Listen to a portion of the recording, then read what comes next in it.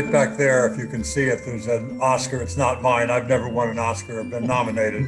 But my father was a wonderful actor. He was in 12 Angry Men. He was also in Sweet Bird of Youth, and he won that Oscar. And my father left it to me in his will, and I'm very proud, and I display it and remember him. But Judge Berman allowed those victims to each stand up one by one and speak their truth, tell their story about how they were abused so severely by Epstein and those who surrounded him. One by one, those women stood up with great courage and made those statements. It was an acknowledgement by a federal judge that I am hearing you. I believe you. Your voice matters. Being able to confront Mr. Epstein face to face in a deposition, or being able to really fight against his lawyers and advocating for these girls, you know, it gives you a sense of purpose, and you know that you're on the right side, even as the arrows and the barbs are coming at you. I also covered parts of the Boston Marathon trial, and it was an incredibly cathartic moment for the community. I mean, everybody knew who he'd done it. Everybody knew how the trial was going to come out. But to have the experience of seeing justice done in this formal way was really, really important. And I think it's going to be a very important moment for people in Parkland too. The importance of, I don't want to say First Amendment absolutism, but the importance of speaking up for the principle of free speech, not only as a legal concept, but as an essential concept in the way in which we conduct our lives publicly, has become more important to me. I am a symbol to coexistence between secular and religious, even in the same party. And I think that as long as we respect one another, we definitely coexist together. I think there are justices on the court, both Republican and Democrat today, who believe in the integrity of the court, and they are going to protect, I think, the court's reputation in that respect. And I think you saw that in this election. When powerful people and powerful groups have those ideas, it behooves those of us who are frightened by those ideas and want to expose them and want to debate them and want to counter them with measures against discrimination and against violence, then we need to hear those ideas. It turns out that ideas actually matter.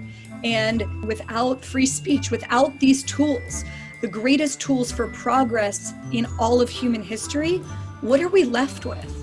I actually think that there's an opportunity in what's been happening. I feel like people suddenly understand that because they can't connect on that physical level, how deeply meaningful connection is, not just to them, but more importantly to other people.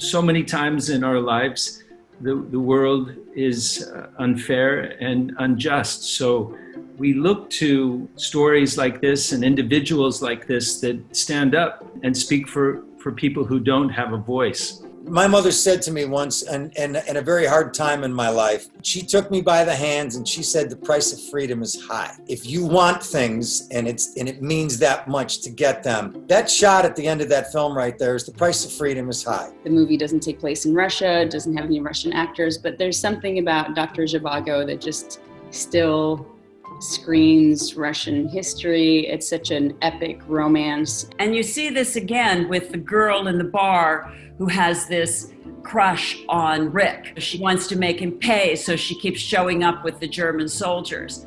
But when they sing the Marseillaise, he's the one that stands up with tears in her eyes, singing with the soldiers in the bar, realizing again who she is and that this is her real love for Rick, is her real love for her own country, and she's seeing it through him.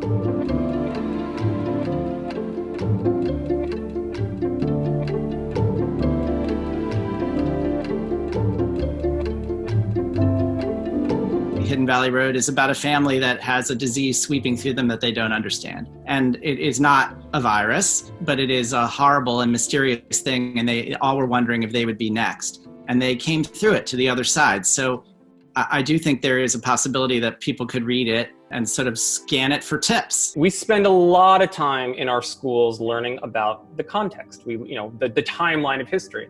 But we spend a lot less time today learning civics. And by civics, I mean the rights and responsibilities and the roles of being a citizen. Civics and government education was a huge part of the impetus for our public education system. What I find incredibly inspiring about these women is that they were really driven by an idealism that they had the ability to make a difference. I want to just say a word about the justice, you know. You're talking about Justice Ginsburg. She brought us to play in the chambers. They would have cultural things. And she was just so soulful, with so much feeling. We talked about the music and we played it. And she said they believe that culture is an important part of the judgment. Strengthen your judgment and your understanding of the breadth and depth of the world. I feel as an artist, it's my duty and my responsibility to, with no judgment, to look at each character from a perspective of almost being a mother to them. Where's the break point for this person? Where did this person break? And if I want to leave a legacy to the young, I want to return to that place where we desperately need one another for our mutual happiness and survival, which is absolutely true. That's the only answer that's left. It's going to take mankind to save mankind.